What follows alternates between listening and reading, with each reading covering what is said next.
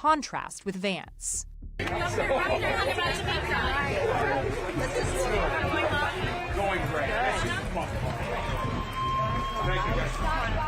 Walz is a 60-year-old.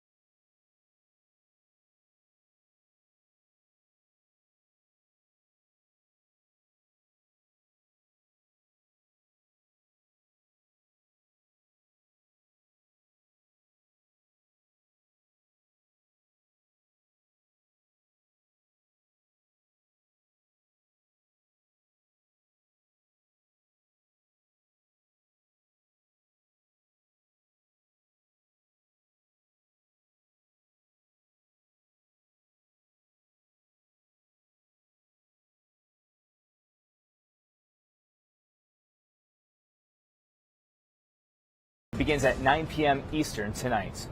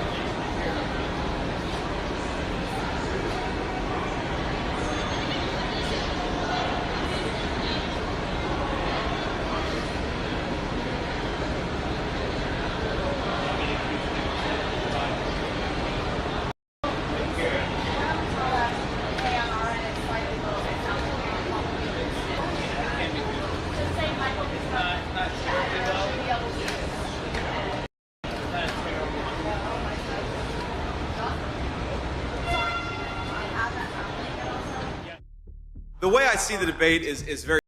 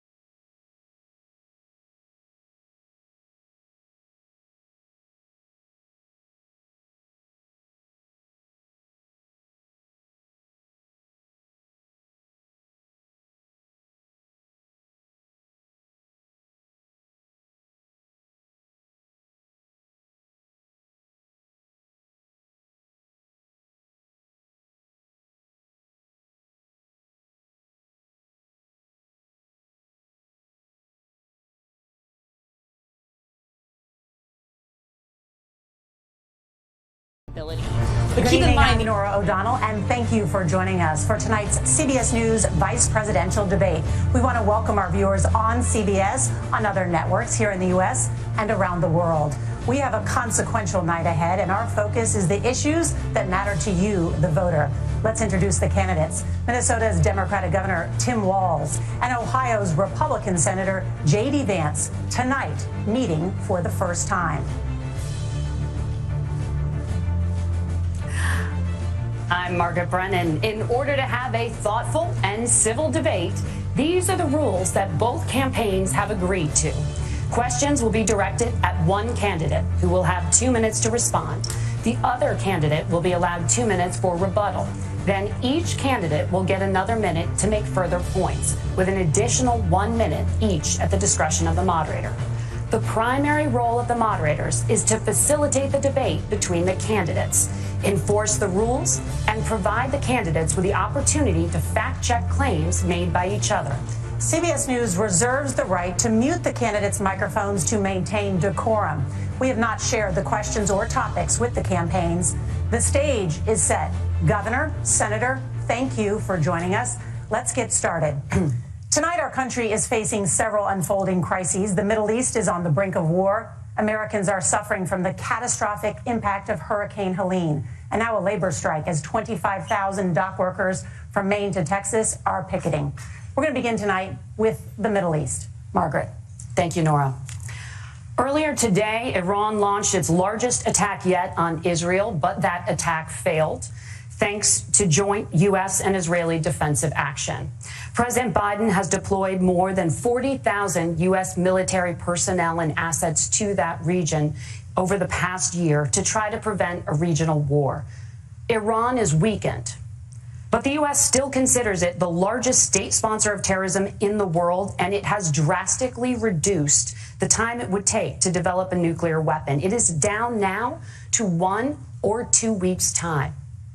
Governor Walz, if you were the final voice in the Situation Room, would you support or oppose a preemptive strike by Israel on Iran? You have 2 minutes. Well, thank you. And thank you for those joining at home tonight. Let's keep in mind where this started. October 7th, Hamas terrorists massacred over 1,400 Israelis and took prisoners.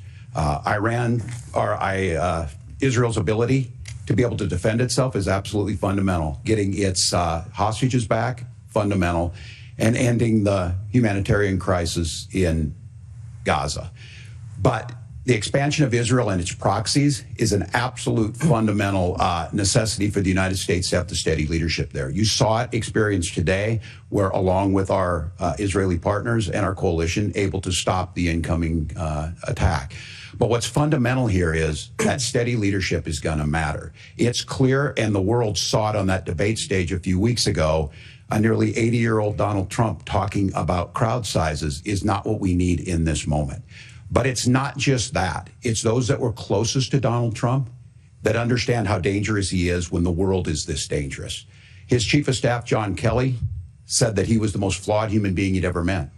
And both of his secretaries of defense and his national security advisors said he should be nowhere near the White House. Now, the person closest to them, Donald Trump, said he's unfit for the highest office. That was Senator Vance. What we've seen out of Vice President Harris is we've seen steady leadership. We've seen a calmness that is able to draw on the coalitions to bring them together. Understanding that our allies matter.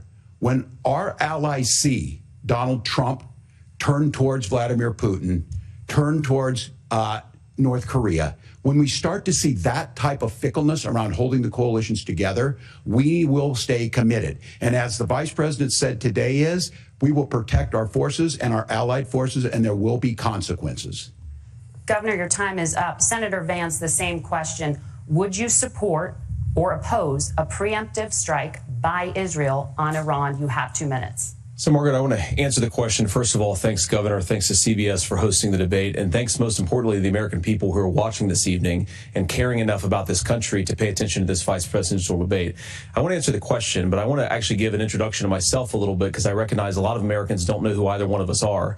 I was raised in a working class family. My mother required food assistance for periods of her life. My grandmother required Social Security help to raise me. And she raised me in part because my own mother struggled with addiction for a big chunk of my early life. I went to college on the GI Bill after I enlisted in the Marine Corps and served in Iraq. And so I stand here asking to be your vice president with extraordinary gratitude for this country, for the American dream that made it possible for me to live my dreams. And most importantly, I know that a lot of you are worried about the chaos in the world and the feeling that the American dream is unattainable. I want to try to convince you tonight over the next 90 minutes that if we get better leadership in the White House, if we get Donald Trump back in the White House, the American dream is going to be attainable once again. Now, to answer this particular question, we have to remember that as much as Governor Walz just accused Donald Trump of being an agent of chaos, Donald Trump actually delivered stability in the world, and he did it by establishing effective deterrence. People were afraid of stepping out of line. Iran, which launched this attack, has received over $100 billion in unfrozen assets thanks to the Kamala Harris administration. What do they use that money for? They use it to buy weapons that they're now launching against our allies, and God forbid, potentially launching against the United States as well. Donald Trump recognized that for people to fear the United States, you needed peace through strength. They needed to recognize that if they got out of line, the United States global leadership would put stability and peace back in the world. Now, you asked about a preemptive strike, Margaret, and I want to answer the question. Look, it is up to Israel what they think they need to do to keep their country safe, and we should support our allies wherever they are when they're fighting the bad guys. I think that's the right approach to take with the Israel question. Thank you, Senator. Governor Walz, do you care to respond to any of the allegations? Well, look, Donald Trump was in office. We'll sometimes hear a revisionist history, but when Donald Trump was in office, it was Donald Trump who we had a coalition of nations that had boxed Iran's nuclear program in, the inability to advance it. Donald Trump pulled that program and put nothing else in its place. So Iran is closer to a nuclear weapon than they were before because of Donald Trump's fickle leadership. And when Iran shot down an American aircraft in international airspace, Donald Trump tweeted, because that's the standard diplomacy of Donald Trump. And when Iranian missiles did fall near U.S. troops and they received traumatic brain injuries, Donald Trump wrote it off as headaches. Look, our allies understand that Donald Trump is fickle. He will go to whoever has the most flattery or where it makes sense to him. Steady leadership like you witnessed today, like you witnessed in April. Both Iranian attacks were repelled. Our coalition is strong, and we need the steady leadership that Kamala Harris is providing. Senator Vance, the U.S. did have a diplomatic deal with Iran to temporarily pause parts of its nuclear program, and President Trump did exit that deal. He recently said, just 5 days ago, the U.S. must now make a diplomatic deal with Iran because the consequences are impossible. Did he make a mistake? You have 1 minute. Well, first of all, Margaret, diplomacy is not a dirty word, but I think that's something that Governor Walz just said is quite extraordinary. You yourself just said Iran is as close to a nuclear weapon today as they have ever been. And Governor Walz, you blame Donald Trump. Who has been the vice president for the last 3.5 years? And the answer is your running mate, not mine. Donald Trump consistently made the world more secure. Now, we talk about what the sequence of events that led us to where we are right now, and you can't ignore October the 7th, which I appreciate Governor Walz bringing up. But when did Iran and Hamas and their proxies attack Israel? It was during the administration of Kamala Harris. So Governor Walz can criticize Donald Trump's tweets, but effective, smart diplomacy and peace through strength is how you bring stability back to a very broken world. Donald Trump has already done it once before. Ask yourself at home, when was the last time, I'm 40 years old, when was the last time that an American president didn't have a major conflict break out? The only answer is during the 4 years that Donald Trump was president. Gentlemen, we have a lot to get to. Nora? Margaret, thank you. Let's turn now to Hurricane Helene. The storm could become one of the deadliest on record. More than 160 people are dead and hundreds more are missing. Scientists say climate change makes these hurricanes larger, stronger, and more deadly because of the historic rainfall. Senator Vance, according to CBS News polling, 7 in 10 Americans and more than 60% of Republicans under the age of 45 favor the U.S. taking steps to try and reduce climate change. Senator, what responsibility would the Trump administration have to try and reduce the impact of climate change? I'll give you 2 minutes. Sure. So first of all, let's start with the hurricane because it's an unbelievable, unspeakable human tragedy. I just saw today actually a photograph of 2 grandparents on a roof with a 6-year-old child, and it was the last photograph ever taken of them because the roof collapsed and those innocent people lost their lives. And I'm sure Governor Walz joins me in saying our hearts go out to those innocent people, our prayers go out to them, and we want as robust and aggressive as a federal response as we can get to save as many lives as possible, and then of course afterwards to help the people in those communities rebuild. I mean, these are communities that I love. Some of them I know very personally in Appalachia, all across the Southeast. They need their government to do their job, and I commit that when Donald Trump is president again, the government will put the citizens of this country first when they suffer from a disaster. Now, Nora, you asked about climate change. I think this is a very important issue. Look, a lot of people are justifiably worried about all these crazy weather patterns. I think it's important for us, first of all, to say Donald Trump and I support clean air, clean water. We want the environment to be cleaner and safer. But one of the things that I've noticed some of our Democratic friends talking a lot about is a concern about carbon emissions, this idea that carbon emissions drives all of the climate change. Well, let's just say that's true, just for the sake of argument, so we're not arguing about weird science. Let's just say that's true. Well, if you believe that, what would you want to do? The answer is that you'd want to reshore as much American manufacturing as possible, and you'd want to produce as much energy as possible in the United States of America because we're the cleanest economy in the entire world. What have Kamala Harris's policies actually led to? More energy production in China, more manufacturing overseas, more doing business in some of the dirtiest parts of the entire world. And when I say that, I mean the amount of carbon emissions they're doing per unit of economic output. So if we actually care about getting cleaner air and cleaner water, the best thing to do is to double down and invest in American workers and the American people. And unfortunately, Kamala Harris has done exactly the opposite. Governor Walz, you have 2 minutes to respond. Well, we got close to an agreement because all those things are happening. Look, first of all, it is a horrific tragedy with this hurricane. And my heart goes out to the folks that are down there in contact with the governors. I serve as co-chair of the Council of Governors as we work together on these emergency managements. Governors know no partisanship. They work together. So all of the governors and the emergency responders are on the ground. Those happen on the front end. The federal government comes in, makes sure they're there to that we recover, but we're still in that phase where we need to make sure that they're staying there, staying focused. Now, look, coming back to the climate change issue, there's no doubt this thing roared onto the scene faster and stronger than anything we've seen. Senator Vance has said that there's a climate problem in the past. Donald Trump called it a hoax and then joked that these things would make more beachfront property to be able to invest in. What we've seen out of the Harris administration now, the Biden-Harris administration, is we've seen this investment.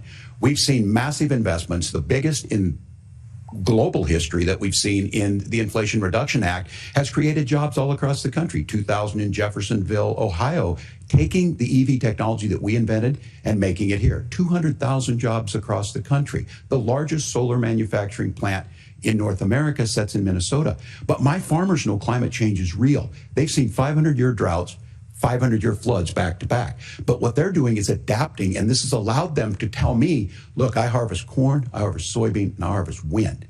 We are producing more natural gas and more oil at any time than we ever have. We're also producing more clean energy. So the solution for us is to continue to move forward, that climate change is real. Reducing our impact is absolutely critical, but this is not a false choice. You can do that at the same time you're creating the jobs that we're seeing all across the country. That's exactly what this administration has done. We are seeing us becoming an energy superpower for the future, not just the current. And that's what absolutely makes sense. And then we start thinking about how do we mitigate these disasters. Thank you. Senator, I want to give you an opportunity to respond there. The governor mentioned that President Trump has called climate change a hoax. Do you agree? Well, look, what the president has said is that if the Democrats, in particular Kamala Harris and her leadership, if they really believe that climate change is serious, what they would be doing is more manufacturing and more energy production in the United States of America, and that's not what they're doing. So clearly, Kamala Harris herself doesn't believe her own rhetoric on this. If she did, she would actually agree with Donald Trump's energy policies. Now, something Governor Walz said I think is important to touch upon, because when we talk about clean energy, I think that's a slogan that often the Democrats will use here. And I'm talking, of course, about the Democratic leadership. And the real issue is that if you're spending hundreds of millions or even billions of dollars of American taxpayer money on solar panels that are made in China, number one, you're going to make the economy dirtier. We should be making more of those solar panels here in the United States of America. Some of them are, Tim, but a lot of them are being made overseas in China, especially the components that go into those solar panels. So if you really want to make the environment cleaner, you've got to invest in more energy production. We haven't built a nuclear facility, I think, one in the past 40 years. Senator. Natural gas, we got to invest more in it. Kamala Harris has done the opposite. That's raised energy prices and also meant that we're doing worse by the climate. Senator, your time is up. Governor, would you like to respond? Well, look, we're producing more natural gas than we ever have. There's no moratorium on that. We're producing more oil. But the folks know, and like I said again, these are not liberal folks. These are not folks that are Green New Deal folks. These are farmers that have been drought one year, massive flooding the next year. They understand that it makes sense. Look, our #1 export cannot be topsoil from erosion from these massive storms. We saw it in Minnesota this summer. And thinking about how do we respond to that, we're thinking ahead on this. And what Kamala Harris has been able to do in Minnesota, we're starting to weatherproof some of these things. The infrastructure law that was passed allows us to think about mitigation in the future. How do we make sure that we're protecting by burying our power lines? How do we make sure that we're protecting lakefronts and things that we're seeing more and more of? But to call it a hoax and to take the oil company executives to Mar-a-Lago, say, give me money for my campaign, and I'll let you do whatever you want. We can be smarter about that, and an all-above energy policy is exactly what she's doing, creating those jobs right here. Governor, your time is up. The overwhelming consensus among scientists is that the Earth's climate is warming at an unprecedented rate. Margaret? Thank you, Nora.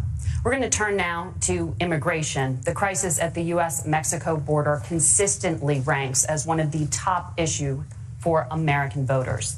Senator Vance, your campaign is pledging to carry out the largest mass deportation plan in American history and to use the U.S. military to do so. Could you be more specific about exactly how this will work? For example, would you deport parents who have entered the U.S. illegally and separate them from any of their children who were born on U.S. soil?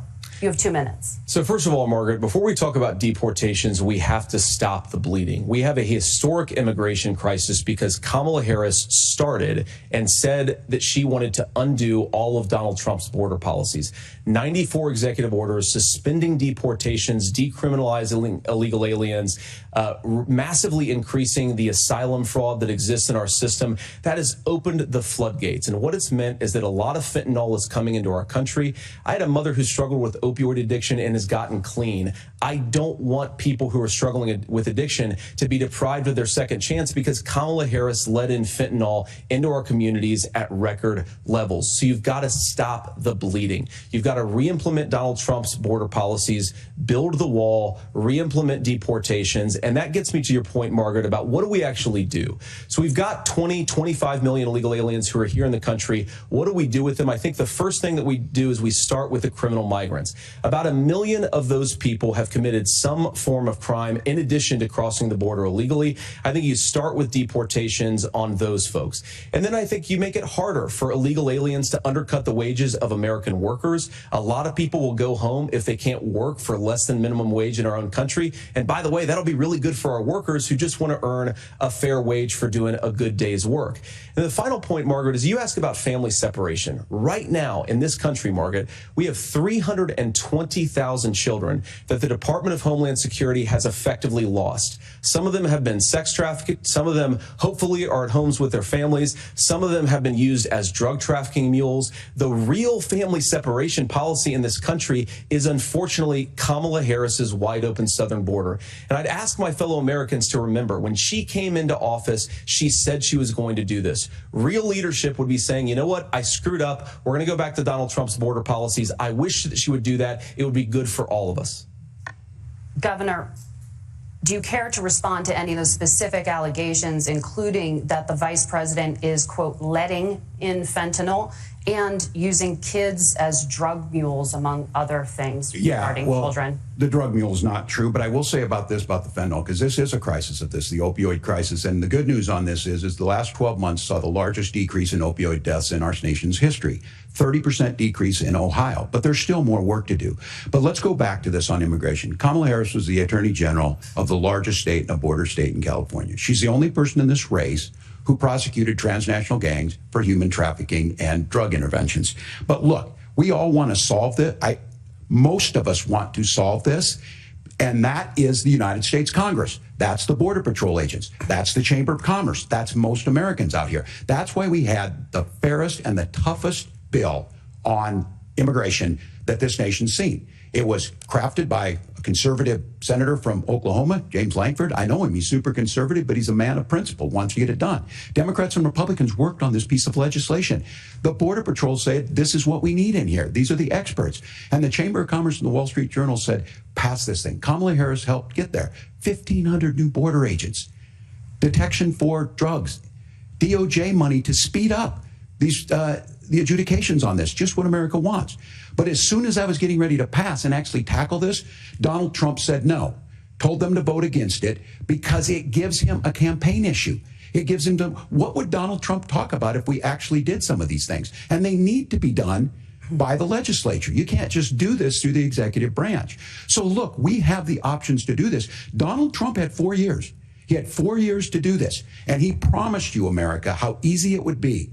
I'll build you a big, beautiful wall, and Mexico will pay for it. Less than 2% of that wall got built, and Mexico didn't pay a dime. But here we are again, 9 years after he came down that escalator, dehumanizing people and telling them what he was going to do. As far as the deportation plan, at one point, Senator Vance said it was so unworkable to be laughable. So that's where we're at. Pass the bill, she'll sign it. Governor, your time is up. Senator, the question was, will you separate parents from their children, even if their kids are U.S. citizens? You have 1 minute. Margaret, my point is that we already have massive child separations thanks to Kamala Harris's open border. And I didn't accuse Kamala Harris of inviting drug mules. I said that she enabled the Mexican drug cartels to operate freely in this country. And we know that they use children as drug mules, and it is a disgrace, and it has to stop.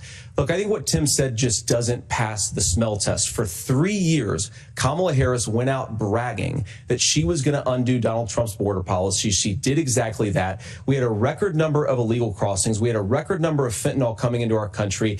And now that she's running for president, or a few months before, she says that somehow she got religion and cared a lot about a piece of legislation. The only thing that she did when she became the vice president, when she became the appointed border czar, was to undo 94 Donald Trump executive actions that opened the border. This problem is leading to massive problems in the United States of America. Parents who can't afford health care, schools schools that are overwhelmed. It's got to stop, and it will when Donald Trump is president Senator, again. your time is up. Governor, what about our CBS News polling, which does show that a majority of Americans, more than 50%, support mass deportations? Look, we fix this issue with a bill that is necessary, but the issue on this is what happens when you don't want to solve it. You demonize it. And we saw this, and Senator Vance, and it surprises me on this, talking about and saying, I will create stories to bring attention to this. That vilified a large number of people who were here legally in the community of Springfield.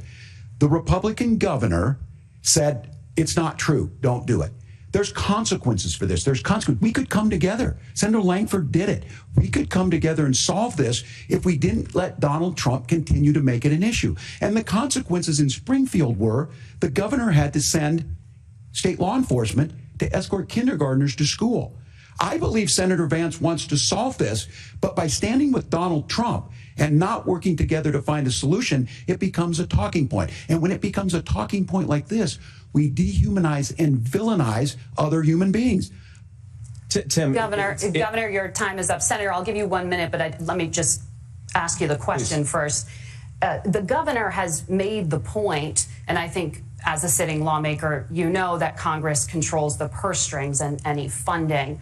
So you have said repeatedly that Donald Trump would, through executive action, solve this. Do you disagree that Congress controls the purse strings and would need to support many of the changes that you would actually want to implement? You have 1 minute. Look, Margaret, first of all, the gross majority of what we need to do at the southern border is just empowering law enforcement to do their job. I've been to the southern border more than our borders are. Kamala Harris has been, and it's actually heartbreaking because the Border Patrol agents, they just want to be empowered to do their job. Of course, additional resources would help, but most of this is about the president and the vice president empowering our law enforcement to say, if you try to come across the border illegally, you've got to stay in Mexico, you've got to go back through proper channels.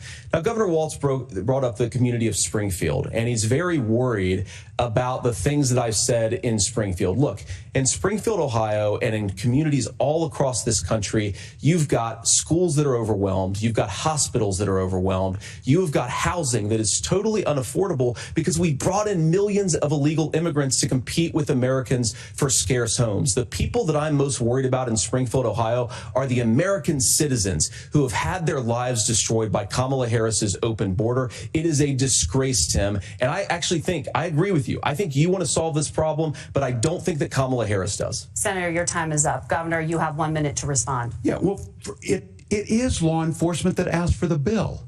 They helped craft it. They're the ones that supported it. That's because they know we need to do this. Look, this issue of continuing to bring this up, of not dealing with it, of blaming migrants for everything.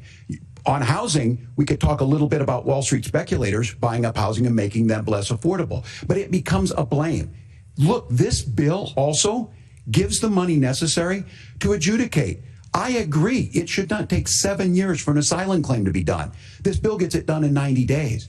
Then you start to make a difference in this, and you start to adhere to what we know, American principles. Look, I don't talk about my faith a lot, but Matthew 25:40 talks about, to the least amongst us you do unto me. I think that's true of most Americans. They simply want order to it. This bill does it. It's funded. It's supported by the people who do it. And it lets us keep our dignity about how we treat other people.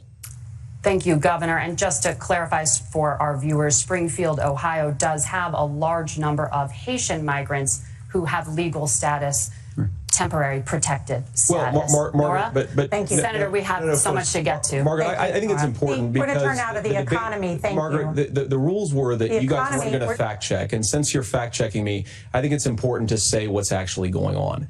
So there's an application called the CBP One app, where you can go on as an illegal migrant, apply for asylum or apply for parole, and be granted legal status at the wave of a Kamala Harris open border wand.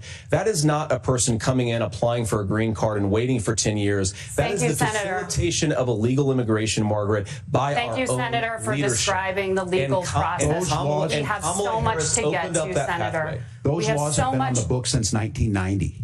Thank you, gentlemen. The CBP One app has not been on the books since 1990. It's something that Kamala Harris created, Margaret. Gentlemen, the audience can't hear you because your mics are cut.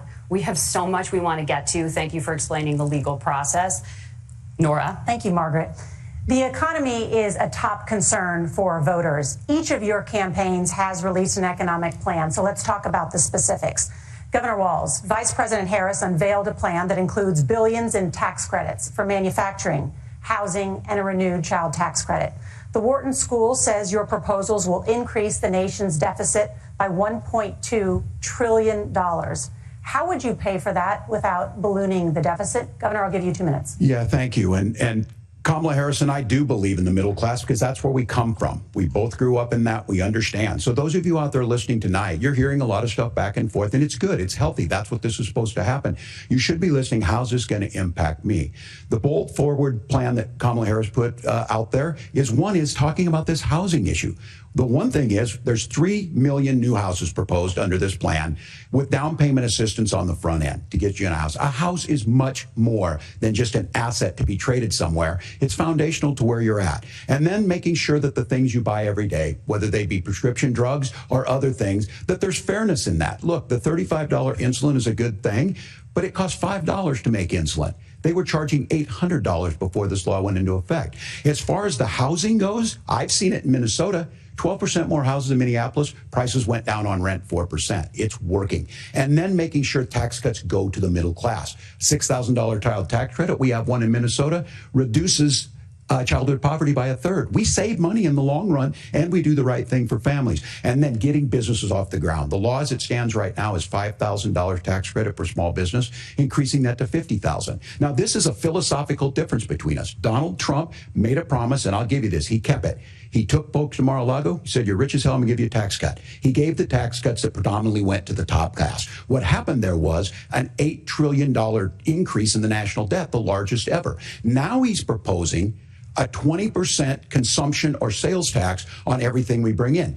Everyone agrees, including businesses, it would be destabilizing it, it would increase inflation and potentially lead to a recession.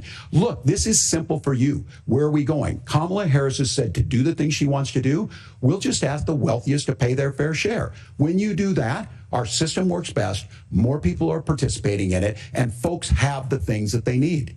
Senator, I want to give you a moment to respond on that. But similarly, the Wharton School has done an analysis of the Trump plan and says it would increase the nation's deficit by $5.8 trillion. My question is the same for you. How do you pay for all that without ballooning the deficit? I'll give you 2 minutes. Well, first of all, you're going to hear a lot from Tim Walz this evening, and you just heard it in the answer, a lot of what Kamala Harris proposes to do. And some of it, I'll be honest with you, it even sounds pretty good. Here's what you won't hear, is that Kamala Harris has already done it. Because she's been the vice president for 3.5 years. She had the opportunity to enact all of these great policies. And what she's actually done instead is drive the cost of food higher by 25%, drive the cost of housing higher by about 60%. Open the American southern border and make middle-class life unaffordable for a large number of Americans. If Kamala Harris has such great plans for how to address middle-class problems, then she ought to do them now. Not when asking for a promotion, but in the job the American people gave her 3.5 years ago. And the fact that she isn't tells you a lot about how much you can trust her actual plans. Now, Donald Trump's economic plan is not just a plan, but it's also a record. A lot of those same economists attack Donald Trump's plans, and they have PhDs, but they don't have common sense and they don't have wisdom. Because Donald Trump's economic policies delivered the highest take-home pay in a generation in this country, 1.5% inflation, and to boot, peace and security all over the world. So when people say that Donald Trump's economic plan doesn't make sense, I say look at the record. He delivered rising take-home pay for American workers.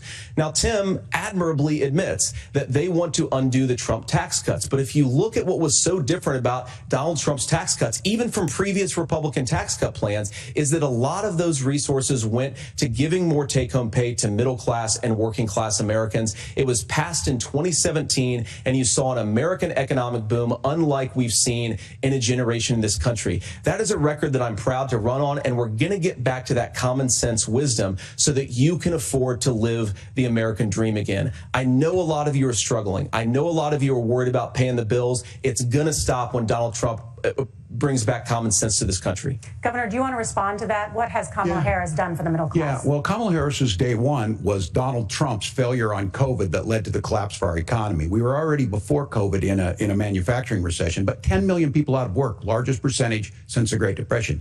9 million jobs closed on that. That was day one. Whether it was the Infrastructure Act or other things we moved. Now, you made a question about experts, said this. I've made a note of this. Economists can't be trusted. Science can't be trusted. National security folks can't be trusted. Look, if you're going to be president, you don't have all the answers. Donald Trump believes he does. My pro tip of the day is this. If you need heart surgery, listen to the people at the Mayo Clinic in Rochester, Minnesota, not Donald Trump. And the same thing goes with this. And I ask you out there, teachers, nurses, truck drivers, whatever, how is it fair that you're paying your taxes every year and Donald Trump hasn't paid any federal tax in the last 15 years? And the last year as president. That's what's wrong with the system. There's a way around it, and he's bragged about that. We're just asking for fairness in it, and that's all you want. You have a minute. Governor, you say trust the experts. But those same experts for 40 years said that if we shipped our manufacturing base off to China, we'd get cheaper goods. They lied about that. They said if we shipped our industrial base off to other countries, to Mexico and elsewhere, it would make the middle class stronger. They were wrong about that. They were wrong about the idea that if we made America less self-reliant, less productive in our own nation, that it would somehow make us better off, and they were wrong about it. And for the first time in a generation, Donald Trump had the wisdom and the courage to say to that bipartisan consensus, we're not doing it anymore. We're bringing American manufacturing back. We're unleashing American energy. We're going to make more of our own stuff. And this isn't just an economic issue. I mean, I've got 3 beautiful little kids at home, 7, 4, and 2, and I love them very much, and I hope they're in bed right now.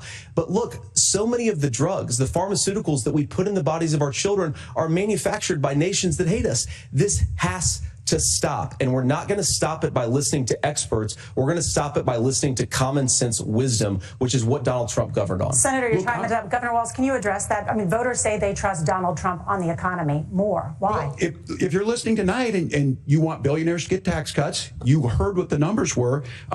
Look, I'm a union guy on this. I'm not a guy who wanted to ship things overseas, but I understand that, look, we produce soybeans and corn. We need to have fair trading partners. That's something that we believe in. I think the thing that most concerns me on this is Donald Trump was the guy who created the largest trade deficit in American history with China.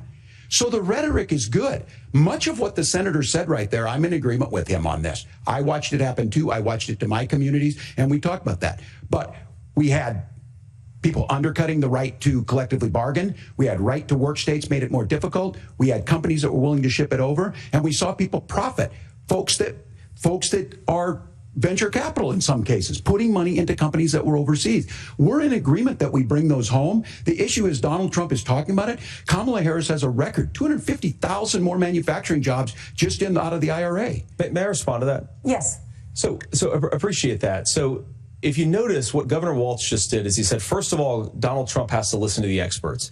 And then when he acknowledged that the experts screwed up, he said, well, Donald Trump didn't do nearly as good of a job as the statistics show that he did. So what Tim Walz is doing, and I honestly, Tim, I think you got a tough job here, because you've got to play whack-a-mole. You've got to pretend that Donald Trump didn't deliver rising take-home pay, which of course he did. You've got to pretend that Donald Trump didn't deliver lower inflation, which of course he did. And then you simultaneously got to defend Kamala Harris's atrocious economic record, which has made gas, groceries, and housing unaffordable for American citizens. I was raised by a woman who would sometimes go into medical debt so that she could put food on the table in our household. I know what it's like to not be able to afford the things that you need to afford. We can do so much better. To all of you watching, we can get back to an America that's affordable again. We just got to get back to common sense economic principles. I hope we have a conversation on health care then. Senator, Governor. Please. Thank you. Margaret? We have a lot to get to ahead, gentlemen, on many topics. But right now, I want to talk about personal qualifications. The vice president is often the last voice the president hears before making consequential decisions. We want to ask you about your leadership qualities. Governor Walz, you said you were in Hong Kong during the deadly Tiananmen Square protests in the spring of 1989. But Minnesota Public Radio and other media outlets are reporting that you actually didn't travel to Asia until August of that year. Can you explain that discrepancy? Yeah, well, and to the folks out there who didn't get at the top of this, look, I grew up in small rural Nebraska, town of 400, town that you rode your bike with your buddies till the streetlights come on, and I'm proud of that service. I joined the National Guard at 17, worked on family farms, and then I used the GI Bill to become a teacher, passionate about it, a young teacher. My first year out, I got the opportunity in the summer of '89 to travel to China. 35 years ago, be able to do that. I came back home and then started a program to take young people there. We would take basketball teams, we would take baseball teams, we would take dancers, and we would go back and forth to China. The issue for that was to try and learn. Now look, my community knows who I am. They saw where I was at. Look, I will be the first to tell you, I have poured my heart into my community. I've tried to do the best I can, but I've not been perfect. And I'm a knucklehead at times, but it's always been about that. Those same people elected me to Congress for 12 years. And in Congress, I was one of the most bipartisan people, working on things like farm bills that we got done, working on veterans benefits. And then the people of Minnesota were able to elect me to governor twice. So look, my commitment has been from the beginning to make sure that I'm there for the people, to make sure that I get this right. I will say more than anything, many times I will talk a lot, I will get caught up in the rhetoric, but being there, the impact it made, the difference it made in my life, I learned a lot about China. I hear the critiques of this. I would make the case that Donald Trump should have come on one of those trips with us. I guarantee you he wouldn't be praising Xi Jinping about COVID. And I guarantee you he wouldn't start a trade war that he ends up losing. So this is about trying to understand the world. It's about trying to do the best you can for your community. And then it's putting yourself out there and letting your folks understand what it is. My commitment, whether it be through teaching, which I was good at, or whether it was being a good soldier or was being a good member of Congress, those are the things that I think are the values that people care about. Governor, just to follow up on that, the question was, can you explain the discrepancy? All I said on this was I got there that summer and misspoke on this. So I will just, that's what I've said. So I was in Hong Kong and China during the democracy protests went in. And from that, I learned a lot of what needed to be in governance. Thank you, Governor. Senator Vance, in 2016, you called your running mate, Donald Trump, unfit for the nation's highest office, and you said he could be America's Hitler. I know you've been asked many times, and you've said you regret those comments and explained you then voted for Donald Trump in 2020. But the Washington Post reported new messages last week in which you also disparaged Trump's economic record while he was president, writing to someone in 2020, quote, Trump thoroughly failed to deliver his economic populism. You're now his running mate, and you've shifted many of your policy stances to align with his. If you become vice president, why should Americans trust that you will give Donald Trump the advice he needs to hear and not just the advice he wants to hear? You have 2 minutes. Well, first of all, Margaret, because I've always been open. And sometimes, of course, I've disagreed with the president, but I've also been extremely open about the fact that I was wrong about Donald Trump. I was wrong, first of all, because I believed some of the media stories that turned out to be dishonest fabrications of his record. But most importantly, Donald Trump delivered for the American people. Rising wages, rising take-home pay, an economy that worked for normal Americans, a secure southern border, a lot of things, frankly, that I didn't think he'd be able to deliver on. And yeah, when you screw up, when you misspeak, when you get something wrong and you change your mind, you ought to be honest with the American people about it. It's one of the reasons, Margaret, why I've done so many interviews is because I think it's important to actually explain to the American people where I come down on the issues and what changed. Now, you pointed out to messages from 2020. Margaret, I've been extremely consistent that I think there were a lot of things that we could have done better in the Trump administration the first round if Congress was doing its job. I strongly believe, and I've been a United States Senator, that Congress is not just a high-class debating society. It's not just a forum for senators and congressmen to whine about problems. It's a forum to govern. So there were a lot of things on the border, on tariffs, for example, where I think that we could have done so much more if the Republican Congress and the Democrats in Congress had been a little bit better about how they govern the country. They were so obsessed with impeaching Donald Trump, they couldn't actually govern. And I want to talk about this tariff issue in particular, Margaret, because Tim just accused this of being a national sales tax. Look, the one thing, And you're probably surprised to hear me praising Joe Biden, but the one thing that Joe Biden did is he continued some of the Trump tariffs that protected American manufacturing jobs. And it's the one issue, the most pro-worker part of the Biden administration, it's the one issue where Kamala Harris has run away from Joe Biden's record. Think about this. If you're trying to employ slave laborers in China at $3 a day, you're going to do that and undercut the wages of American workers unless our country stands up for itself and says you're not accessing our markets unless you're paying middle-class Americans a fair wage. Senator, your time is up. Nora? Thank you. Now to the issue of reproductive rights. Governor Walz, after Roe versus Wade was overturned, you signed a bill into law that made Minnesota one of the least restrictive states in the nation when it comes to abortion.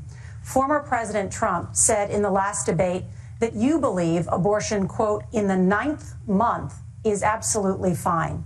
Yes or no? Is that what you support? I'll give you 2 minutes. That's not what the bill says, but look, this issue is what's on everyone's mind. Donald Trump put this all into motion. He brags about how great it was that he put the judges in and overturned Roe versus Wade, 52 years of personal autonomy.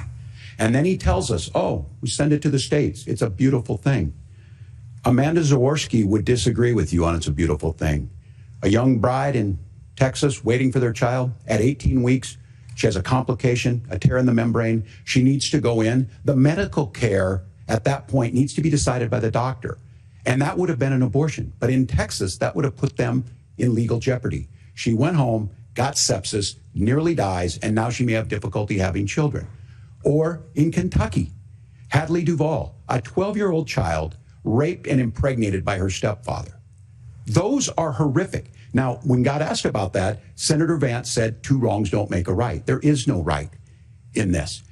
So in Minnesota, what we did was restore Roe versus Wade. We made sure that we put women in charge of their health care. But look, this is not where, if you don't know Amanda or a Hadley, you soon will.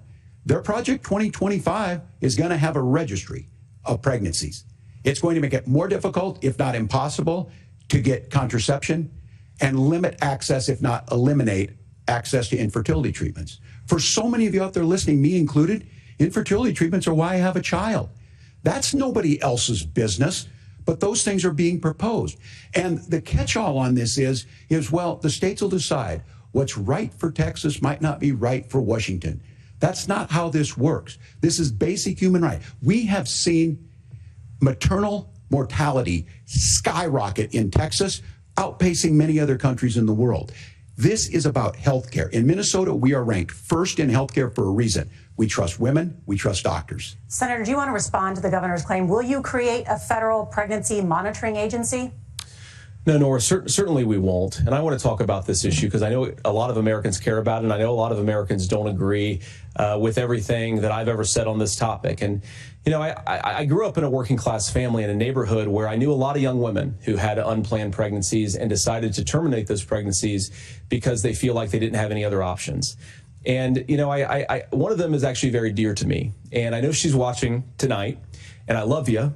And she told me something a couple years ago that she felt like if she hadn't had that abortion, that it would have destroyed her life because she was in an abusive relationship. And I think that what I take from that as a Republican who proudly wants to protect innocent life in this country, who proudly wants to protect the vulnerable, is that my party, we've got to do so much better of a job at earning the American people's trust back on this issue where they frankly just don't trust us. And I think that's one of the things that Donald Trump and I are endeavoring to do.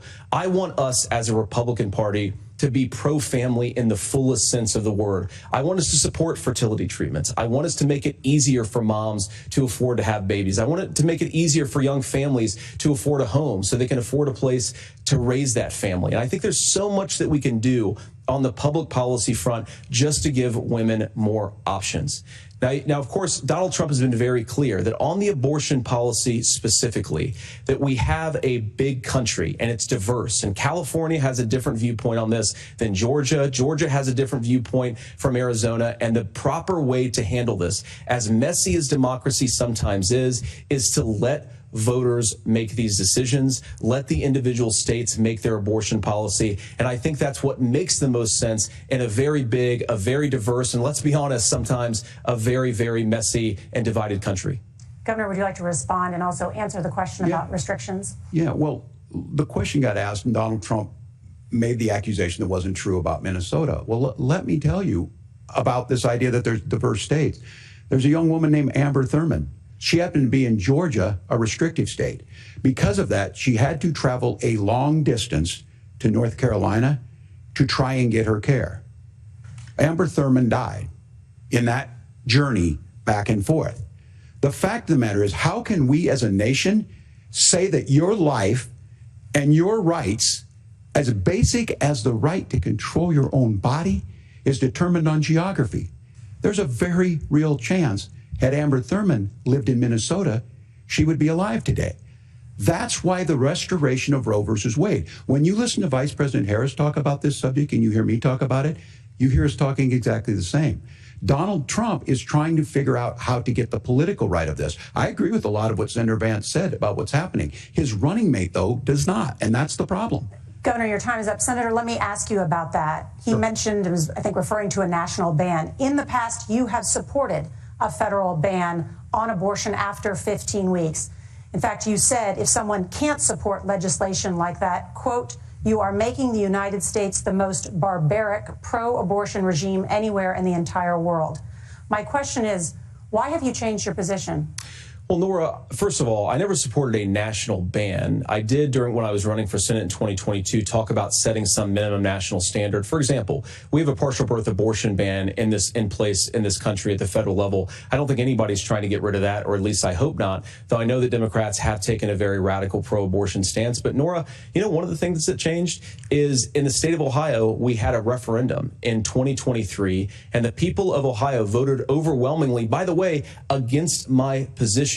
And I think that what I learned from that, Nora, is that we've got to do a better job at winning back people's trust. So many young women would love to have families. So many young women also see an unplanned pregnancy as something that's going to destroy their livelihood, destroy their education, destroy their relationships. And we have got to earn people. That's why Donald Trump and I are committed to pursuing pro-family policies, making childcare more accessible, making fertility treatments more accessible, because we've got to do a better job at that. And that's what real leadership is. Governor, your response. I'm going to respond on the pro-abortion piece of that. Governor, your response. I'm going to respond on the pro-abortion piece of that. No, we're not. We're pro-women.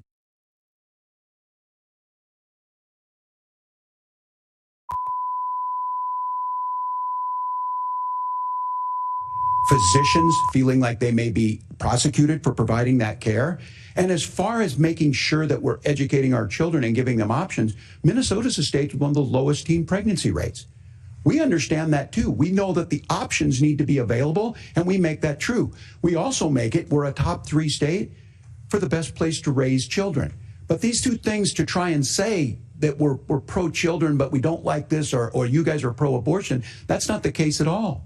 We are pro-freedoms for women to make their choices, and we're going, and Kamala Harris is making the case, to make options for children more affordable, a $6,000 child tax credit, but we're not going to base that on the backs of making someone like Amber Thurman drive 600 miles to try and get health care. Senator? May I respond to that? First of all, Governor, I agree with you. Amber Thurman should still be alive, and there are a lot of people who should still be alive, and I certainly wish that she was.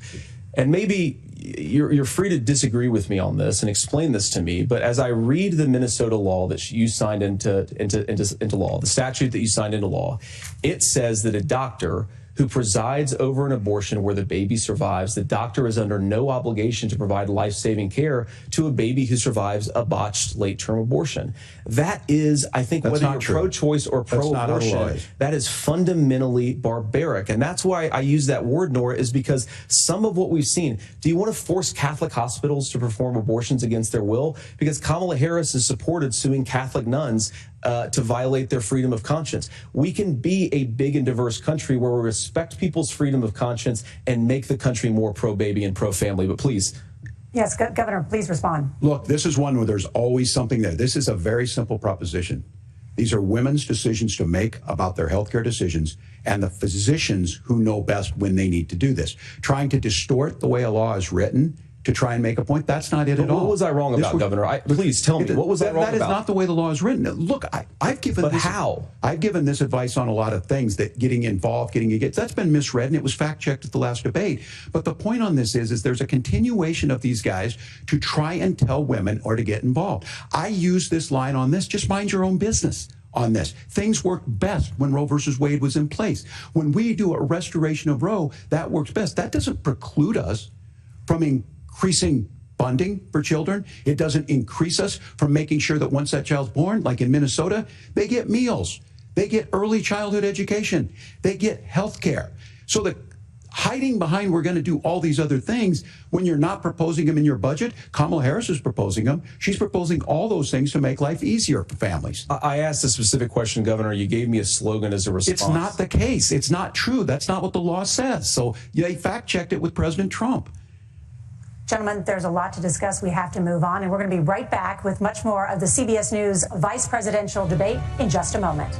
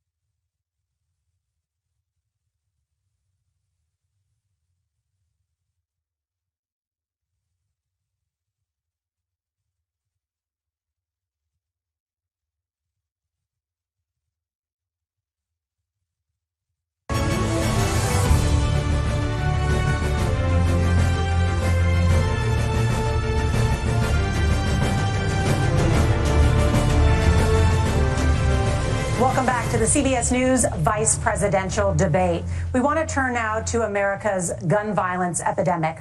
The leading cause of death for children and teens in America is by firearms. Senator Vance, you oppose most gun legislation that Democrats claim would curb gun violence.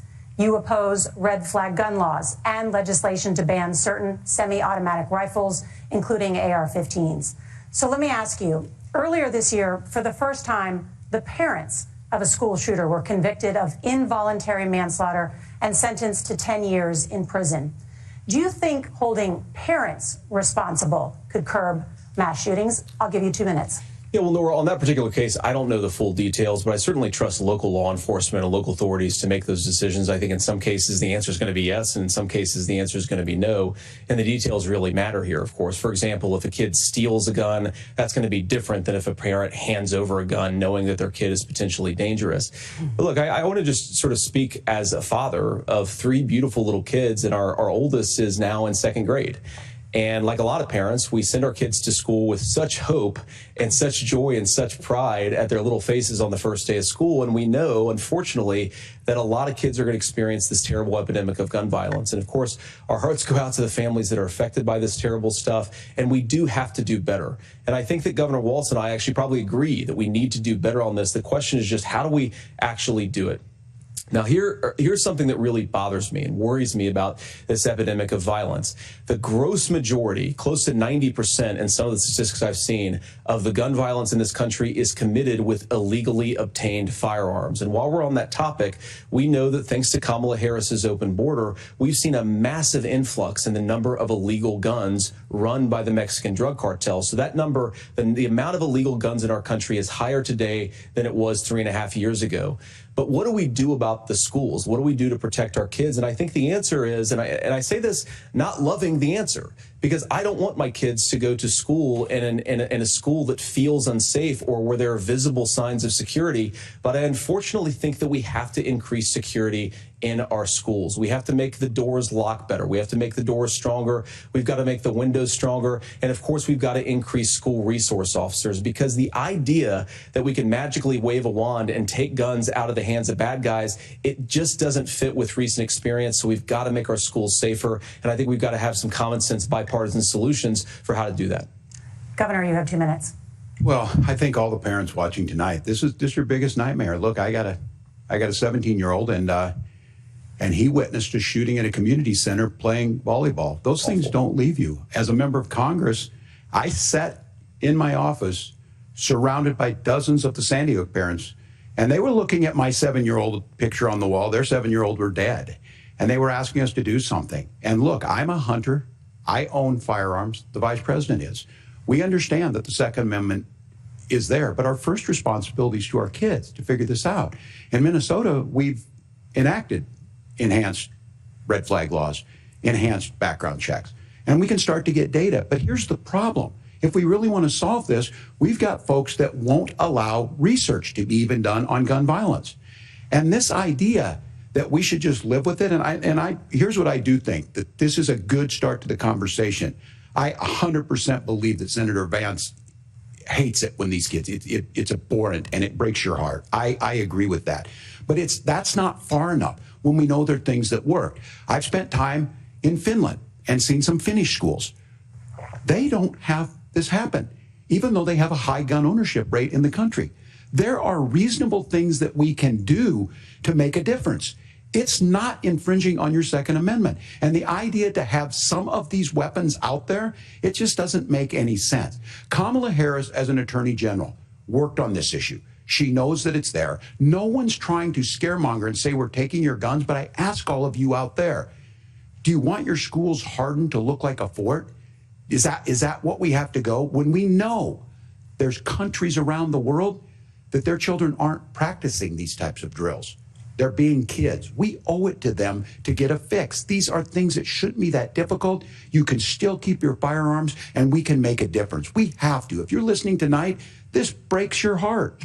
Senator. Tim, first of all, I didn't know that your 17-year-old witnessed a shooting. I'm sorry about that, and I hope that he's doing okay. Christ have mercy. It is awful.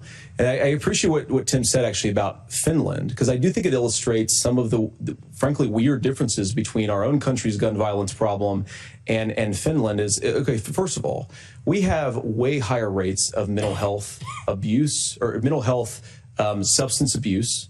We have way higher rates of depression, way higher rates of anxiety. We unfortunately have a mental health crisis in this country that I really do think that we need to get to the root causes of, because I don't think it's the whole reason why we have such a bad gun violence problem, but I do think it's a big piece of it. Another driver of the gun violence epidemic, especially that affecting our kids, it doesn't earn as many headlines, but is the terrible gun violence problem in a lot of our big cities. And this is why we have to empower law enforcement to arrest the bad guys, put them away, and take gun offenders off the streets. I think there's a whole host of things that we can do here, but I do think at our schools we've got to talk about more security. Senator, thank you. Governor, you previously opposed an assault weapons ban, but it's only later in your political career did you change your position. Why? Yeah, I sat in that office with those Sandy Hook parents. I've become friends with school shooters. I've seen it. Look, the NRA, I was an NRA guy for a long time. They used to teach gun safety. I'm of an age where my shotgun was in my car so I could pheasant hunt after football practice. That's not where we live today. And several things I want to mention on this is talking about cities and where it's at. The number one where the most firearm deaths happen in Minnesota are rural suicides. And we have an epidemic of children getting guns and shooting themselves. And so we have, and we should look at all of the issues. Making sure folks have health care and all that, but I want to be very careful. This idea of stigmatizing mental health, just because you have a mental health issue doesn't mean you're violent. And I think what we end up doing is we start looking for a scapegoat. Sometimes it just is the guns. It's just the guns, and there are things that you can do about it. But I do think that this is one, and I think this is a healthy conversation. I think there's a capacity to find solutions on this that work, protect Second Amendment, protect our children. That's our priority. Gentlemen, thank you. Margaret? Thank you, Nora. Let's turn now to the top contributor to inflation, the high cost of housing and rent. There's a shortage of more than 4 million homes in the United States, and that contributes to the high housing prices. Governor Walz, the Harris campaign promises a $25,000 down payment assistance for first-time home buyers and a $10,000 tax credit. They also promise to build 3 million new homes. Where are you building these homes, and won't handing out that kind of money just drive up prices higher? No, it's not handing out. We have, first, let me say this issue of housing, and I think those of you listening on this, the problem we've had is that we've got a lot of folks that see housing as another commodity. It can be bought up, it can be shifted, it can be moved around.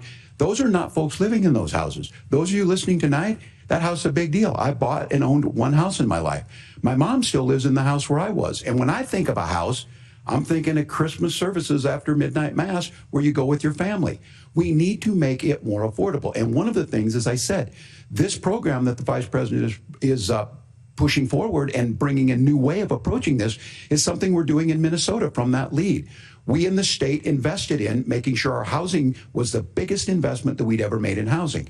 It starts to make it easier. We cut some of the red tape. Local folks, look, we can't do it at the federal level, but local folks make it easier to build those homes. And then that down payment assistance. I can tell all of you out there, one of the, certainly for me, using the GI Bill was one thing, but a veteran's home loan, the big thing about a veteran's home loan is you don't have to pay the down payment. Those are things that make it there. Now, look, you're going to pay it back and you're going to pay your mortgage. Those are things that we know in the long run, the appreciated value, the generational wealth that's created from it. And I will give Minneapolis an example. Minneapolis is the one city where we've seen the lowest inflation rates.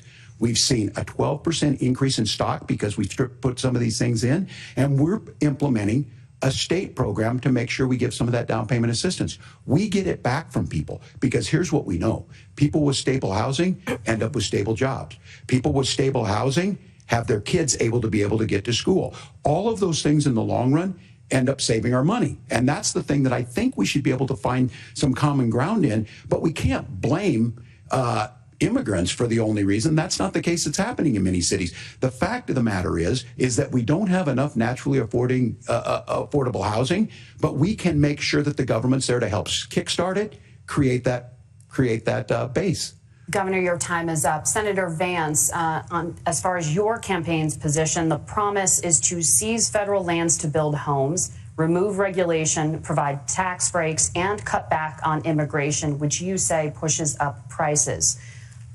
Where are you going to build all the new homes you're promising, and what part of any of this plan will provide immediate relief? You have 2 minutes. Well, first of all, Tim just said something that I agree with. We don't want to blame immigrants for higher housing prices, but we do want to blame Kamala Harris for letting in millions of illegal aliens into this country, which does drive up costs, Tim.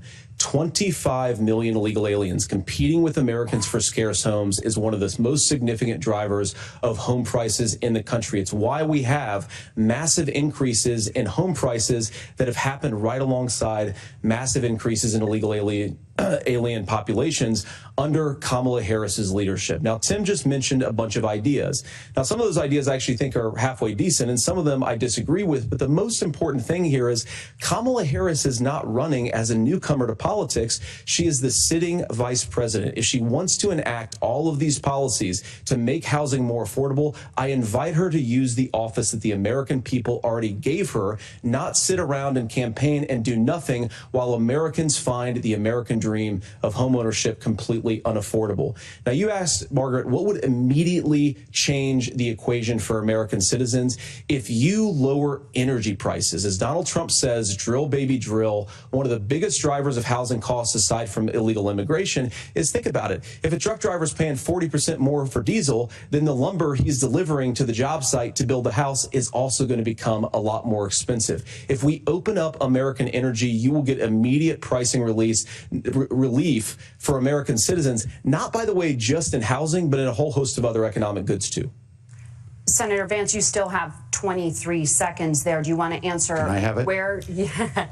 Governor, we will get to you in a moment. But, Senator, where are you going to seize the federal lands? Can you clarify?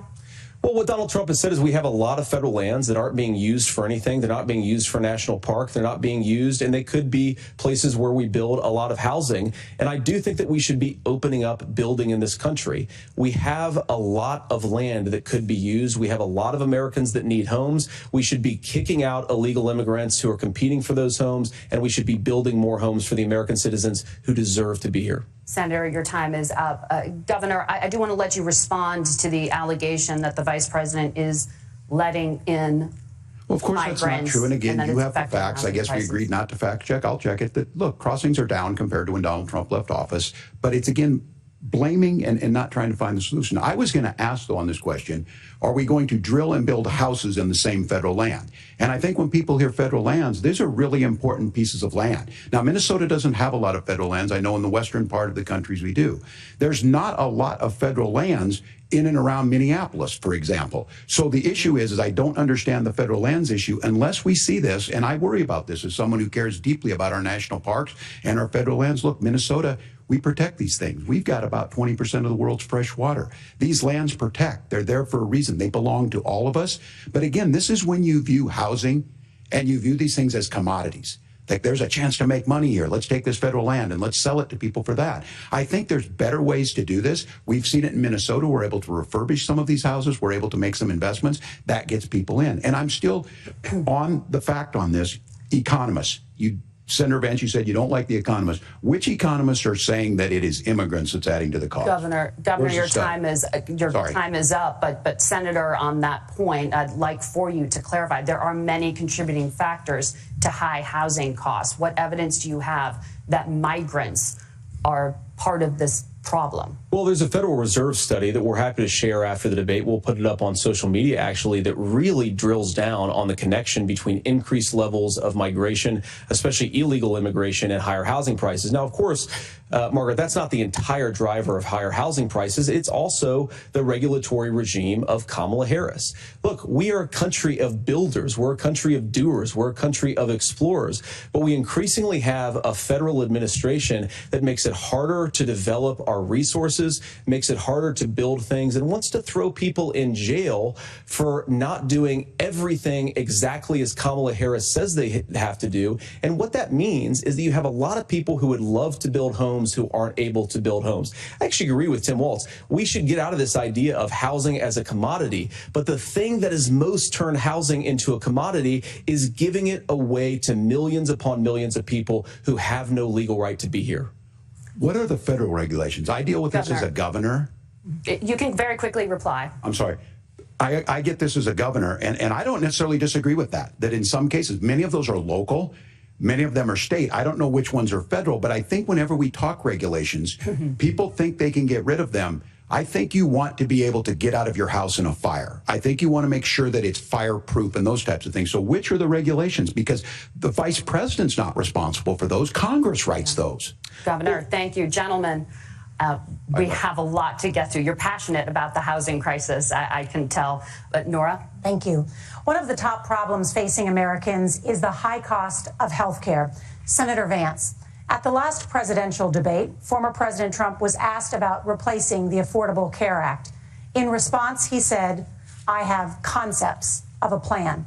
Since then, Senator, you've talked about changing how chronically ill Americans get health insurance. Can you explain how that would work? And can you guarantee that Americans with pre-existing conditions won't pay more? I'll give you 2 minutes. Well, of course, we're going to cover Americans with pre-existing conditions. In fact, a lot of my family members have gotten health care. I believe, members of my family actually got private health insurance, at least for the first time, switched off of Medicaid onto private insurance for the first time under Donald Trump's leadership. And I think that, a lot of people have criticized this concepts of a plan remark.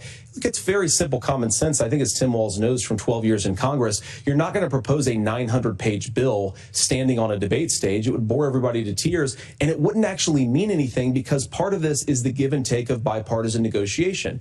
Now, when Donald Trump was actually president, and again, he has a record to be proud of, prescription drugs fell in 2018 for the first time in a very long time. Under Kamala Harris's leadership, prescription drugs are up about 7%. Under Donald Trump's entire 4 years, they were up about 1.5%.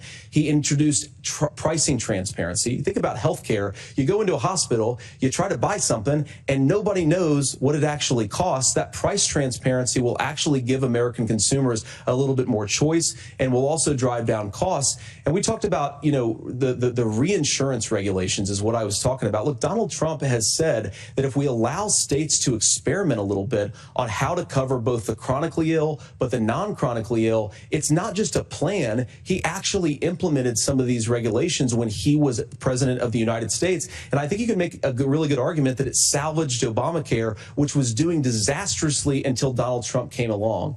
And I think this is an important point about President Trump. Of course, you don't have to agree with everything that President Trump has ever said or ever done. But when Obamacare was crushing under the weight of its own regulatory burden and healthcare costs, Donald Trump could have destroyed the program. Instead, he worked in a bipartisan way to ensure that Americans had access to affordable care. It's not perfect, of course, and there's so much more that we can do. But I think that Donald Trump has earned the right to put in place some better healthcare policies. He's earned it because he did it successfully the first time. Governor? All right, here's where being an old guy gives you some history. I was there at the creation of the ACA.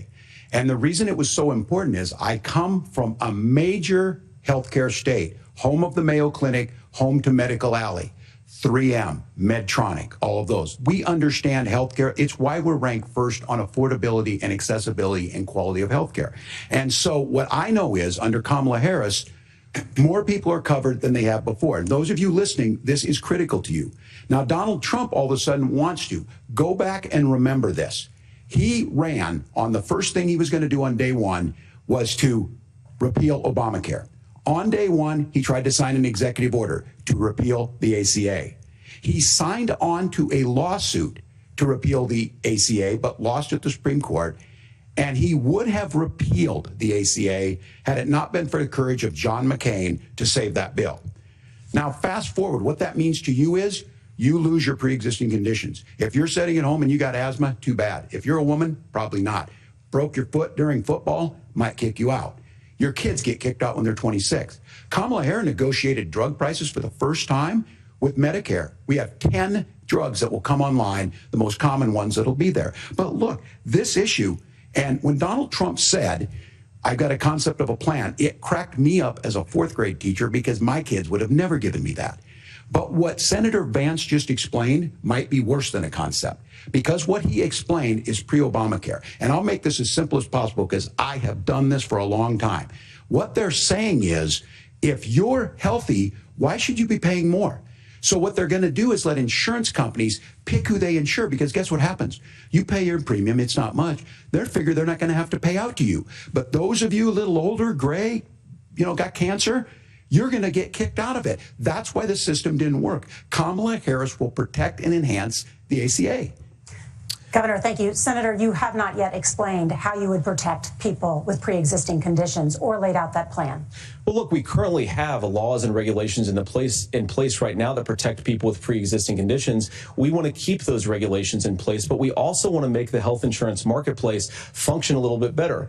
Now, what Governor Walz just said is actually not true. A lot of what happened, and the reason that Obamacare was crushing under its own weight, is that a lot of young and healthy people were leaving the exchanges. Donald Trump actually helped address that problem, and he did so in a way that preserved people's access to coverage who had pre-existing conditions. But again, something that these guys do is they make a lot of claims about if Donald Trump becomes president, all of these terrible consequences are going to ensue. But in reality, Donald Trump was president. Inflation was low. Take-home pay was higher. And he saved the very program from a Democratic administration that was collapsing and would have collapsed absent his leadership. He did his job, which is govern in a bipartisan way and get results, not just complain about problems, but actually solve them. Governor, did enrollment under the Affordable Care Act go up under the Trump administration? It's higher now that we've seen it go up. Look, people are using it. The system works. And the question about this of young people or whatever, that's the individual mandate piece of this. And Republicans fought tooth and nail saying, well, Americans should be free to do this. Well, then so what you happens think the individual mandate's a good idea? I think the idea of making sure the risk pool is broad enough to cover everyone, that's the only way insurance works. When it doesn't, it collapses. You are asking pre-ACA where we get people out. Look, people know that they need to be on health care. People expect it to be there. And when we are able to make it, and we are making it this way, when we incentivize people to be in the market, when we help people who might not be able to afford it get there, and we make sure then when you get sick and old, it's there for you. Because I heard people say, well, I don't want to buy into Medicare or whatever. Good luck buying health care once you get past 70. So look, the ACA works. We can continue to do better. Kamala Harris did that. The way she made everything better was negotiating those 10 drugs on Medicare for the first time in American history. Thank you. Margaret? Can I address that? I apologize. We're out of time. We have a number of subjects to discuss. Margaret? Let's talk about families in America. There is a child care crisis in this country, and the United States is one of the very few developed countries in the world without a national paid leave program for new parents. Governor Walz, you've said that if Democrats win both the White House and Congress, this is a day one priority for you. How long should employers be required to pay workers while they are home taking care of their newborns? You have 2 minutes. Yeah, well, that's negotiable, and that's what Congress worked. But here's what the deal is. Americans sitting out there right now, you may work for a big company. Look, we're home in Minnesota to some of the largest Fortune 500 companies. Kamala Harris knows that in California. Those companies provide paid family and medical leave. One is, I think they're moral and they think it's a good thing, but it also keeps their employees healthy.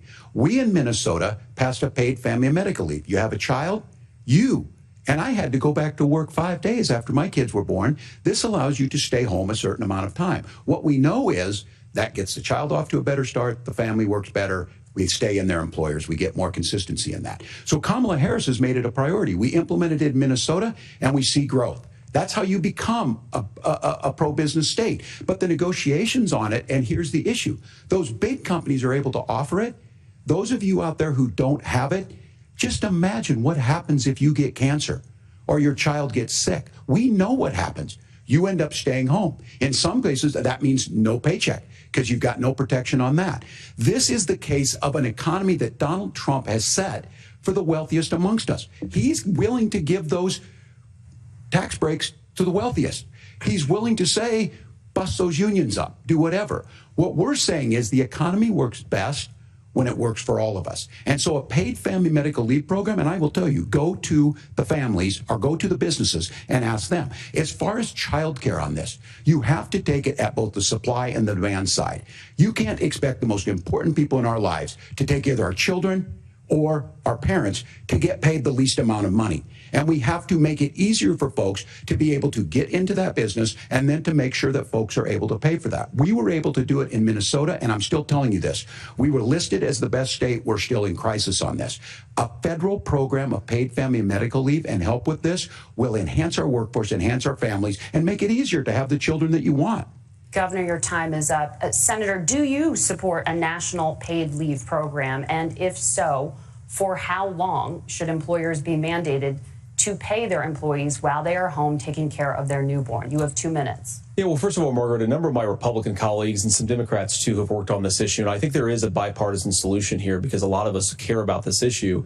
I mean, look, I speak from this very personally because I'm married to a beautiful woman who is an incredible mother to our 3 beautiful kids, but is also a very, very brilliant corporate litigator. And I'm so proud of her. But being a working mom, even for somebody with all of the advantages of my wife, is extraordinarily difficult. And it's not just difficult from a policy perspective. She actually had access to paid family leave because she worked for a bigger company. But the cultural pressure on young families and especially young women, I think makes it really hard for people to choose the family model they want. A lot of young women would like to go back to work immediately. Some would like to spend a little time home with the kids. Some would like to spend longer at home with the kids. We should have a family care model that makes choice possible. And I think this is a very important substantive difference between Donald Trump and Kamala Harris's approach. I mean, look, if you look at the federal programs that we have that support paid family leave right now, the Community Development Block Grant, and there's another block grant program that spends a lot of money from the federal government. These programs only go to one kind of childcare model. Let's say you'd like your church maybe to help you out with childcare. Maybe you live in a rural area or an urban area and you'd like to get together with families in your neighborhood to provide childcare in the way that makes the most sense. You don't get access to any of these federal monies. We want to promote choice in how we deliver family care and how we promote childcare because, look, it is unacceptable. And, you know, of course, Tim and I have been on the campaign trail a lot the past 7 or 8 weeks. And one of the biggest complaints I hear from young families is people who feel like they don't have options, like they're choosing between going to work or taking care for their kids. That is an incredible burden to put on American families. We're the only country that does it. I think we could do a heck of a lot better. Senator, thank you. You have also said, Senator Vance, many things about the American family. The Federal Reserve says parents will spend nearly as much on child care as they do on housing each month. So I want to get your thoughts on this. President Trump recently said, as much as child care is talked about as being expensive, it's relatively speaking not very expensive compared to the kinds of numbers we'll be taking in. Is President Trump committed to the $5,000 per child tax credit that you have described? You have 1 minute. Well, what President Trump said, Margaret, I just want to defend my running mate here a little bit, is that we're going to be taking in a lot of money by penalizing companies for shipping jobs overseas and penalizing countries who employ slave laborers and then ship their products back into our country and undercut the wages of American workers. It's the heart of the Donald Trump economic plan. Cut taxes for American workers and American families. Cut taxes for businesses that are hiring and building companies in the United States of America, but penalize companies and countries that are shipping jobs overseas. That's the heart of the economic proposal. And I think what President Trump is saying is that when we bring in this additional revenue with higher economic growth, we're going to be able to provide paid family leave, child care options that are viable and workable for a lot of American families. Can you clarify how that will solve the child care shortage? Well, because as Tim said, a lot of the child care shortage is we just don't have enough resources going into the multiple people who could be providing family care options. And we're going to have to, unfortunately, look, we're going to have to spend more money. We're going to have to induce more people to want to provide child care options for American families, because the reason it's so expensive right now is because you've got way too few people providing this very essential service. Thank you, Senator. Governor Walz, your ticket also has some child care tax credit proposals. Do you think Congress will agree to the $6,000 credit for newborns and $3,000 credit for children over the age of 6, as your campaign has promised? Is that realistic? Well, if these members of Congress are listening to anybody, I can tell you, and this is the biggest issue. Everybody listening tonight knows. I mean, I'm sure they were shocked to hear it's not that expensive. And let's be clear, whether it's $5,000 or $6,000, that pays you about 3 or 4 months. Let's be clear of where we're at on this. It's because we got out of an imbalance on this. We thought we were going to get by not paying people. I don't think Senator Vance and I are that far apart. I'm not opposed to what he's talking about on options. We've done scholarship types of things. I think we need to be open to making the case. But the issue here is, the question you asked is, you're not going to pay for it with these tariffs. That's just adding another $4,000 on the family and taking less. So not only do they not get the money to pay for that, they're $4,000 in the hole. That's Wharton School. That's his alma mater. And so I think the issue here is, if those members of Congress, I can't believe they're not. When I go to businesses, sure, they'll talk about taxes sometime, but they will lead with childcare and they will lead with housing, because we know the problem is, especially in a state like Minnesota, we need more workers because our economy's growing, but we need the workforce. Governor, thank you. We need to move on. Nora? Let's talk about the state of democracy, the top issue for Americans after the economy and inflation. After the 2020 election, President Trump's campaign and others filed 62 lawsuits contesting the results. Judges, including those appointed by President Trump and other Republican presidents, looked at the evidence and said there was no widespread fraud. The governors of every state in the nation, Republicans and Democrats, certified the 2020 election results and sent a legal slate of electors to Congress for January 6th. Senator Vance, you have said you would not have certified the last presidential election and would have asked the states to submit alternative electors. That has been called unconstitutional and illegal. Would you again seek to challenge this year's election results, even if every governor certifies the results? I'll give you 2 minutes. Well, Nora, first of all, I think that we're focused on the future. We need to figure out how to solve the inflation crisis caused by Kamala Harris's policies, make housing affordable, make groceries affordable, and that's what we're focused on. But I want to answer your question because you did ask it. Look, what President Trump has said is that there were problems in 2020, and my own belief is that we should fight about those issues, debate those issues peacefully in the public square, and that's all I've said, and that's all that Donald Trump has said. Remember, he said that on January the 6th, the protesters ought to protest peacefully. And on January the 20th, what happened? Joe Biden became the president, Donald Trump left the White House, and now, of course, unfortunately, we have all of the negative policies that have come from the Harris-Biden administration. I believe that we actually do have a threat to democracy in this country, but unfortunately, it's not the threat to democracy that Kamala Harris and Tim Walz want to talk about. It is the threat of censorship. It's Americans casting aside lifelong friendships because of disagreements over politics. It's big technology companies silencing their fellow citizens. And it's Kamala Harris saying that rather than debate and persuade her fellow Americans, she'd like to censor people who engage in misinformation. I think that is a much bigger threat to democracy than anything that we've seen in this country in the last 4 years, in the last 40 years. Now, I'm really proud, especially given that I was raised by 2 lifelong blue-collar Democrats, to have the endorsement of Bobby Kennedy Jr. and Tulsi Gabbard, lifelong leaders in the Democratic coalition. And of course, they don't agree with me and Donald Trump on every issue. We don't have to agree on every issue, but we're united behind a basic American First Amendment principle that we ought to debate our differences. We ought to argue about them. We ought to try to persuade our fellow Americans. Kamala Harris is engaged in censorship at an industrial scale. She did it during COVID. She's done it over a number of other issues. And that, to me, is a much bigger threat to democracy than what Donald Trump said when he said that protesters should peacefully protest on January the 6th. Governor? Well, I've enjoyed tonight's debate, and I think there was a lot of commonality here, and I'm sympathetic to misspeaking on things, and I think I might have with the senator. Me too, man. There's one though that this one is troubling to me, and I say that because I think we need to tell the story. Donald Trump refused to acknowledge this, and the fact is that I don't think we can be the frog in the pot and let the boiling water go up. He was very clear. I mean, he lost this election, and he said he did. 140 police officers were beaten at the Capitol that day, some with the American flag. Several later died. And it wasn't just in there. In Minnesota, a group gathered on the state Capitol grounds in St. Paul, and said, we're marching to the governor's residence and there may be casualties.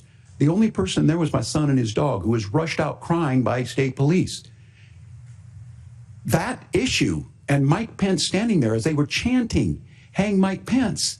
Mike Pence made the right decision. So, Senator, it was adjudicated over and over and over. I worked with kids long enough to know, and I said as a football coach, sometimes you really want to win, but the democracy is bigger than winning an election. You shake hands, and then you try and do everything you can to help the other side win.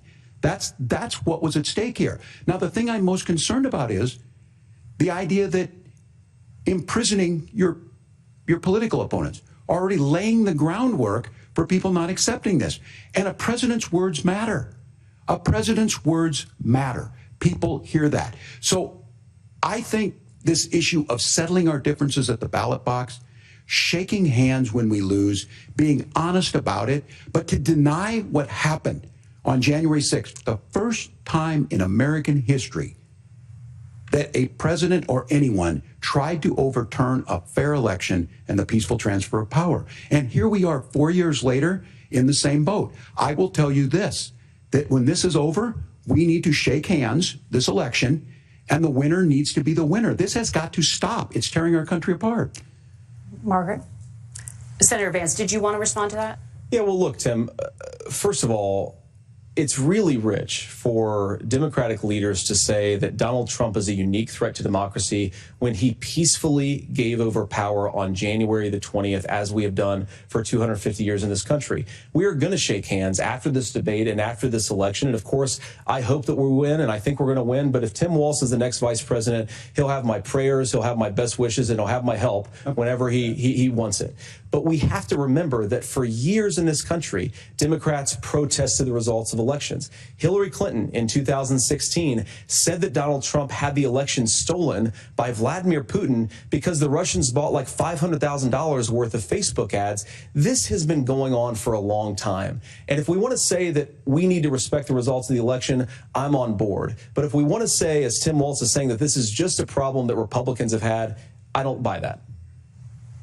Governor. January 6th was not Facebook ads. And I think a revisionist history on this. Look, I don't understand how we got to this point. But the issue was that happened. Donald Trump can do it. And all of us say there's no place for this. It has massive repercussions. This idea that there's censorship to stop people from threatening to kill someone, threatening to do something, that's not censorship. Censorship is book banning. We've seen that. We've seen that brought up. I just think for everyone tonight, and I'm going to thank Senator Vance. I think this is the conversation they want to hear. And I think there's a lot of agreement. But this is one that we are miles apart on. This was a threat to our democracy in a way that we had not seen. And it manifested itself because of Donald Trump's inability to say. He is still saying he didn't lose the election. I would just ask that. Did he lose the 2020 election? Tim, I'm focused on the future. Did Kamala Harris censor Americans from speaking their mind in the wake of the 2020 COVID situation? That is a damning non-answer. It's a damning non-answer for you to not talk about censorship. Obviously, Donald Trump and I think that there were problems in 2020. We've talked about it. I'm happy to talk about it further. But you guys attack us for not believing in democracy. The most sacred right under the United States democracy is the First Amendment. You yourself have said there's no First Amendment right to misinformation. Kamala Harris wants to use the power of government and big tech to silence people from speaking their minds. That is a threat to democracy that will long outlive this present political moment. I would like Democrats and Republicans to both reject censorship. Let's persuade one another. Let's argue about ideas, and then let's come together afterwards. You can't yell fire in a crowded theater. That's the test. That's the Supreme Court test. Tim, fire in a crowded theater. You guys wanted to kick people off of Facebook for saying that toddlers shouldn't wear masks. Senator, the governor does have the floor. Fire in a crowded theater. That is criticizing the policies of the government, which is the right of every American. Senator, the governor does have the floor for 1 minute to respond to you. Yeah. Well, I don't run Facebook. What I do know is I see a candidate out there who refused, and now again, and this, I'm pretty shocked by this. He lost the election. This is not a debate. It's not anything anywhere other than in Donald Trump's world. Because look, when Mike Pence made that decision to certify that election, that's why Mike Pence isn't on this stage. What I'm concerned about is Where is the firewall with Donald Trump? Where is the firewall if he knows he could do anything, including taking an election, and his vice president's not going to stand to it? That's what we're asking you, America. Will you stand up? Will you keep your oath of office, even if the president doesn't? And I think Kamala Harris would agree. She wouldn't have picked me if she didn't think I would do that, because of course that's what we would do. So America, I think you've got a really clear choice on this election of who's going to honor that democracy and who's going to honor Donald Trump. Governor, your time is up. Thank you, gentlemen. We will be right back with both of our candidates. The CBS News vice presidential debate continues.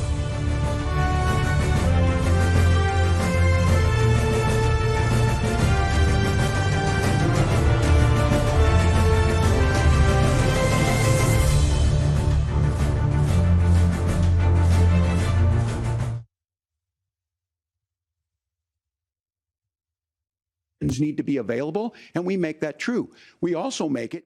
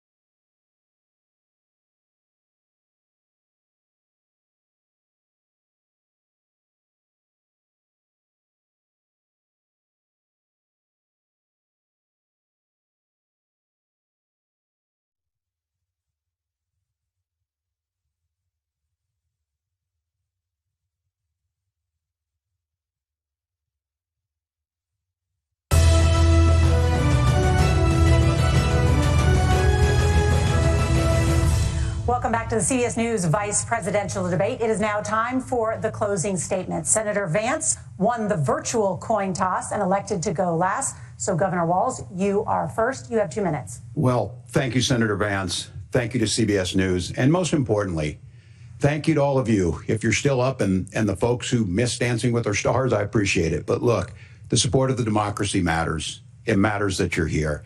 And I'm as surprised as anybody of this coalition that Kamala Harris has built, from Bernie Sanders to Dick Cheney to Taylor Swift, and a whole bunch of folks in between there.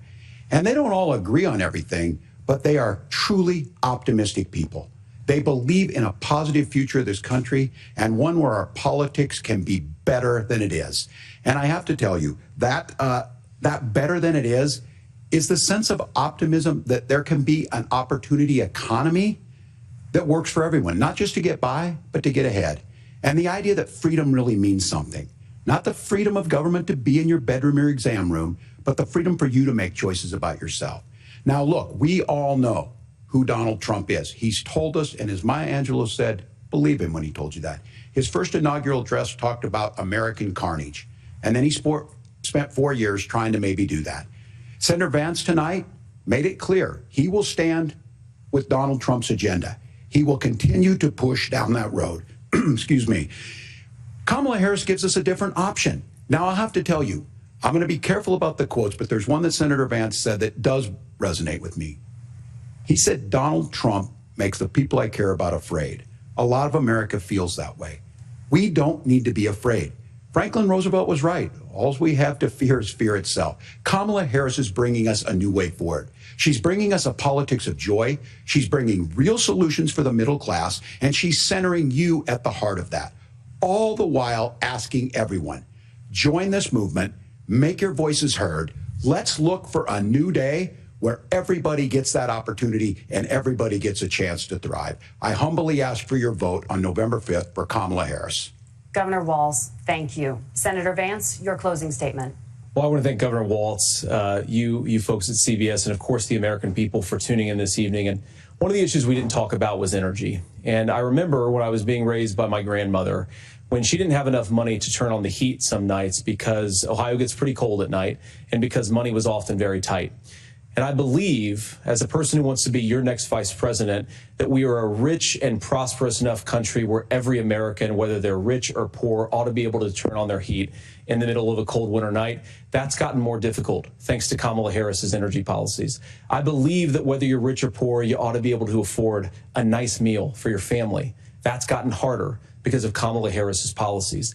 I believe that whether you're rich or poor, you ought to be able to afford to buy a house. You ought to be able to live in safe neighborhoods. You ought to not have your communities flooded with fentanyl. And that, too, has gotten harder with because of Kamala Harris's policies.